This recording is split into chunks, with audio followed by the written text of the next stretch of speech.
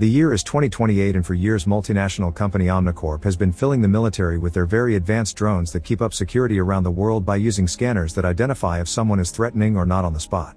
TV host Novak wants these robots to replace the police in American cities too, but people are afraid of machines and the government is against having law enforcement that can't feel. To prove his point, Novak has brought a military leader to his show to explain the details of how every operation works. He's also sent a reporter to the Middle East that will show the robots work on live TV. The reporter goes around town recording how the robots don't hurt anyone that isn't a threat, calling it a victory for safety procedures. However, the locals are clearly not happy with the fact their home is taken over by robots, so a group of rebels sneaks around with heavy weaponry and jumps on the robots for a full-out attack. Soon a violent battle ensues on the streets, with buildings getting blown up by the robots on the ground but also the flying drones that shoot any time they see an attacker. Many of these rebels also jump on the robots from roofs to bring them down. As the entire area begins to explode, the robots find a scared young boy with a knife in his hand, only trying to protect himself. But for the scanner, a knife is enough to be a threat and the robot immediately kills the boy. Novak doesn't let this change his mind and tells his viewers that what the robot did was a good thing, just part of keeping the city safe. Meanwhile at the police station, Detective Alex comes to see his boss, who demands an explanation about the incident his rude co-workers are accusing him of. Alex tells her the whole story. The previous night, Alex and his best friend met with some criminals for an undercover operation. They tricked a dealer into revealing some illegal weapons and arrested him on the spot. However, when Alex went to check the evidence locker later, the weapons they took were missing and nobody signed the paperwork, meaning a dirty cop had to take them out. Afterward, Alex and his partner went undercover again and met with the gang leader at a restaurant, but they were interrupted when the leader got a call warning him that Alex was a cop. The leader immediately left the building and sent his men to kill the cops, starting a gunfight all over the place. The two policemen quickly shot back, but they were clearly outnumbered, so when they saw an opening they tried to escape through the back alley. Alex made it outside without issues, but unfortunately his best friend got shot in the process. After hearing the story, Alex's boss scolds him for going out without backup and says she'll handle the search for the dirty cop. Meanwhile in Washington, D.C., Omnicorp CEO Sellers tries to convince the government that robot cops are a good idea, but the senator's turning him down again. Afterward at Omnicorp's headquarters, Sellers has a meeting with his team to discuss ideas on how they can make the public accept robots on the streets.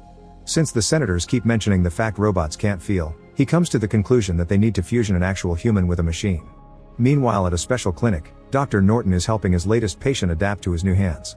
Norton specializes in robotic prosthetics that work based on your own emotions, so the patient must learn to concentrate on his mechanical hands to be able to play the guitar. The practice is interrupted by Sellers, who talks to Norton in private and convinces him to design a human-machine hybrid. Norton gets together with Sellers' team to discuss their options, but every retired policeman has had their wounds for too long and is now too emotionally traumatized to go back to work, so they need to look for a fresher case. In another part of the city, Alex's rude co-workers reveal themselves to be dirty cops, and they warn the gang leader that the police department is after him. To get rid of this investigation, they'll have to do something about Alex. Later, while Alex is visiting his best friend at the hospital, a criminal puts a bomb under his car. In the evening, Alex goes home and spends some time with his son David and his wife Clara. When they're about to get busy, Alex hears the alarm of his car go off and goes outside to check. As soon as he comes closer to the vehicle, the car explodes, leaving him severely injured. As soon as Omnicorp hears of this, they invite Clara to their offices to make an offer. They'll give Alex a whole new mechanical body so he can go on living. Clara is hesitant, but then they describe in disgusting detail all the wounds Alex has suffered, pointing out that if Clara doesn't make her choice now, Alex will die soon. Clara has no choice but to accept. 3 months later, Alex is happily seen dancing with his wife at a house party, but then the image starts crumbling down. The scientists reveal Alex's new form, which is 90% mechanical parts but his brain is still human, so he's slowly going through his memories. When they finally wake him up, Alex is confused and upset, so Norton quickly reminds him what happened and guides him through his first steps. However, the body feels too weird and when Alex hears the word amputee he freaks out, demanding for the suit to be removed. When Norton tries to calm him down, Alex violently pushes him away before running out of the building, pushing anyone who tries to stop him. His running speed is amazing, and when he encounters the wall surrounding the building, he can jump over it without breaking a sweat. However, when he starts running again, Norton finally decides to shut him down remotely. A moment later, Alex wakes up at the lab again, and Norton removes the main pieces of the robotic body to show Alex that only a few organic parts of him are left, so there's no running away from this. Norton says it was the only way to save him, but Alex thinks death is better than a machine and asks the doctor to pull the cord. Norton changes his mind by explaining Clara asked for the procedure and that his family is waiting for him, so he should do this for her. To prove this, Norton lets Alex call Clara, although Alex only shows her his face for now. Clara thinks he's still very handsome and can't wait to reunite with him. Now that Alex has accepted to cooperate, he spends the night at the lab, where his body goes through maintenance. The next day, he's taken to do some training with Rick, the military man in charge of handling Omnicorp's robotic armies in the field. He thinks that the machines are already perfect, so he considers it a waste of time and resources to include a human in the project, but he still provides Alex with weapons, which he can put away on his special leg compartments. They put Alex and a robot through a simulation where they must kill criminals and save civilians, and as everyone runs around doing the rescues without much trouble, Rick's predictions are true. Alex ends up being slower than the machines because the machines simply evaluate and act while Alex takes a moment to feel between evaluation and acting. Later in the evening when he's alone, Alex uses a computer to keep track of what's happening with the gang leader case. The next day Sellers is disappointed by the results of the simulation and furiously orders Norton to fix this problem. He also thinks Alex needs to look better on screen for marketing reasons, so he asks for a better tactical suit. Later at the lab, the doctor opens Alex's head and does some modifications to his brain that will make him think he still has free will, but the machine will be actually the one acting. Alex is also given a complete makeover. Now his armor looks black and slick. Afterward they bring Alex to an abandoned building for a new test. This time he must go against Rick and an army of robots alone. Using his visor to scan the area and with outstanding reflexes, Alex quickly assesses the situation and takes action, shooting at every single robot without hesitation. He's also quick to find cover and hide when he's shot at, so he never gets hurt. One by one all the robots go down, and in the end, only Rick is standing, so Alex shoots at his exoskeleton armor to take the win. All his reaction times are perfect and he never suspects the machine is doing the choosing, so the experiment is considered a success. Sometime later, Norton takes Alex home so he can finally see his family. He's rather nervous and has to take a moment to gather courage, but as soon as Clara sees him, she doesn't hesitate to hug him. David is a bit wary, but after Alex lets him touch the cool mechanical parts, David says he's happy to see him and that he's been recording some games to watch together. Unfortunately, Alex can't stay because he must spend the night in the lab for maintenance. When he returns to the base, Alex meets his best friend, who has finally recovered, and he promises to catch the people that hurt him. A few days later, Sellers is eager to introduce Alex to the citizens in a big public event, so Norton begins transferring all the files of crimes and criminals since 2011. Alex also gathers access to every single security camera in the city. The information is a lot to handle by a human brain, and when Alex sees the recording of the explosion of his car, he has a seizure and passes out. Norton doesn't think they should have a press conference today, but the Omnicorp team forces Norton to fix the issue. Having no choice, Norton kicks everyone out except for his assistant and proceeds to suppress Alex's emotions, leaving him to act like an actual cold robot. Now they can finish downloading the whole database without trouble. When they go to the presentation, Alex concentrates on his duty and ignores his wife and friends, only seeing faces as criminals or civilians and not loved ones. Once he's on stage, his scanner begins identifying all the faces in the crowd until he finds a criminal 2 steps in front of the police. He immediately jumps into the crowd and catches the criminal in seconds without hurting anyone, which causes the population to start admiring Alex. On TV, Novak uses this incident to prove robots are better because the police had been standing next to a criminal and they never noticed. However, Clara is very upset because they won't let her or David talk to Alex. In fact, they're not allowing him to have a life at all. Norton tells her not to worry because this is just a side effect of the medicine and he'll get better soon. The next day, Alex finally returns to duty at the station and announces he'll catch 13 criminals today. Ignoring his friend's worries, he takes a bike and finds a group of dealers thanks to his access to the database and the cameras. Most of the group runs away, but Alex manages to bring down a dealer and threatens him until he confesses the location of his base of operations. Moments later, Alex arrives at an illegal kitchen and enters the building still on his bike, shooting at every criminal and not being bothered by normal bullets coming his way. Even when they try to get him from behind, Alex's scan detects them and easily brings them down. People at Omnicorp are happy with the results, and Sellers gives Rick full access to monitor Alex just in case. As days pass, Alex becomes a hero in the city, stopping crime in every corner. Novak makes a big deal out of it and brings Sellers to his show to explain to the senator that the American public is slowly changing their minds. When the senator tries to protest against it, he's simply cut off. Meanwhile, the dirty cops meet with the gang leader to make a plan to deal with Alex, who has been making their job very hard. Sometime later, Clara risks running through traffic to finally approach Alex, asking him to show some emotion. She wants him to do something for his family since his son is suffering from night terrors and needs his father.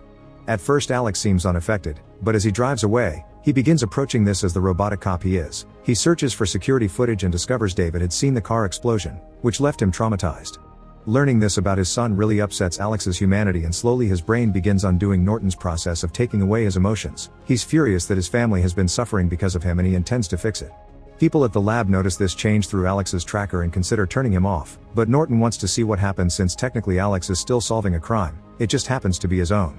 Alex goes to his home and by taking the information from all the cameras, he recreates the day of the attack and sees his wife and son the moment he exploded. Using the few clues he has, he goes to look for a man who worked with the gang leader, dragging him out of the car through the window and breaking his hand. Alex steps on it to make him hurt more, and the criminal gives him the phone number of the leader's driver. After triangulating the signal of his last call, he finds the exact location of the gang's base.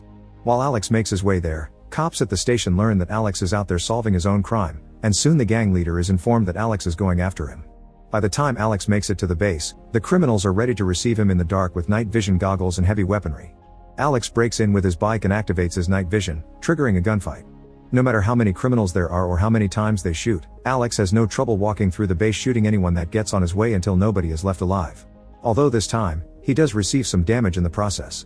Afterward, Alex turns on the power again and takes samples of all the fingerprints on the weapons, which finally reveals which cops are dirty. Alex rushes to the police station to interrogate the men and play incriminating footage on all the computers. One of the dirty cops tries to attack Alex, who immediately shoots him to defend himself. The other guy is terrified and confesses it was their boss who planned everything, then Alex shoots him anyway. Afterward, Alex confronts her boss and tries to make her confess, but at that moment Rick shuts him down. Rick calls Sellers to tell him they can use this, and soon Novak puts the incident all over his show, proving that machines are better than people because they can't be bought. The next day, the government starts to vote in favor of bringing robots to the local police. However, the transmission is interrupted by Clara, who finally goes to the news and tells everyone she hasn't been allowed to see her husband and that nobody from a MinCorp will answer her calls. Clara's involvement makes Sellers worried that she'll bring Alex's humanity back and they'll lose control of him, therefore costing them the law. If they retire Alex, it'll look like their experiments aren't good enough, so instead they decide to kill Alex to make him go as a tragic hero that people will remember fondly. Sellers gets in contact with Norton to order him to do it, and when a furious Norton refuses, Sellers buys him over by offering to finance his laboratory for 10 years. Norton ends up accepting, but only if Sellers compensates Alex's family as well. Afterward, Sellers tells Rick to get his robots ready. While the law gets approved by the senators, Sellers meets with Clara and David and makes them think Alex is already dead. At the lab, Norton arrives to find there are already soldiers there demanding to see Alex, so he runs away as they open fire on him. Norton makes it to Alex first and activates a button that makes Sellers think he's dead, however Alex still wakes up. It turns out Norton took his transmitter away so nobody has access to his vitals and they can't turn Alex off ever again. After Alex quickly shoots both soldiers, Norton tells Alex about the whole plan, and Alex decides he must kill Sellers, ignoring Norton when he tries to stop him. As he takes the streets on his bike, Rick sees him from his car and warns Sellers, who is about to announce Alex's death on stream. His guards immediately take him, Clara, and David to the roof to wait for a rescue helicopter. Meanwhile, Norton goes to the police to find Alex's best friend and asks for his help. At that moment, Alex arrives at Omnicorp headquarters and finds it surrounded by Rick's robots and several guards. Alex knocks down a guard in a second to make the others surrender, then he breaks into the building using his bike and starts a gunfight with the other robots. Unlike normal criminals, the robots are much better armed and have better armor, so Alex has trouble fighting them. He keeps getting hit by heavy bullets, and when he tries to jump on a robot to stop it, he's simply thrown away and gets caught under some debris. Alex manages to free himself with some shots, but running away with a wounded leg means he's too slow and the robots begin shooting him from behind. At that moment, a police truck breaks into the building, and Alex's best friend walks in front of him, causing the robots to stop shooting because cops are safe in the system. This gives Alex the chance to escape through a back corridor. Deeper in the building, Alex finds Rick and tries to shoot him, however the system has Rick classified as non-threatening and won't allow Alex to harm him. Rick has some fun shooting Alex with warning shots, and when he's ready to shoot him for good, Alex's best friend shows up and kills Rick first. Before dying, Rick shoots him back, so Alex rushes to check on his friend. Luckily the wound is non-fatal and they just need to wait for the ambulance. Next, Alex goes to the roof, and when the helicopter sees him, it flies away without picking up the group. Sellers is confident that Alex can't attack him because he's programmed as non-threatening too, but seeing Alex fighting his programming, Sellers threatens to kill Clara and David just in case. This is actually worse because Alex's love for his family allows him to override his program for good and shoots anyway, killing Sellers as the man returns the shot. Alex falls to the ground and his family rushes to check on him, but he assures them he's fine. Sometime later, Norton gives Alex back the prototype body and informs him that from now he is allowed to spend time with his family. Meanwhile, reporters on TV show that the government is more sure now that robots shouldn't be allowed on the streets and the law is cancelled, especially when Norton accepts to testify and admit everything he did was wrong. Novak is furious and rants in front of the camera, reminding the public that the USA is still the greatest country in the world. Make sure to subscribe and turn on notifications so you can watch more videos like this. Thanks for watching.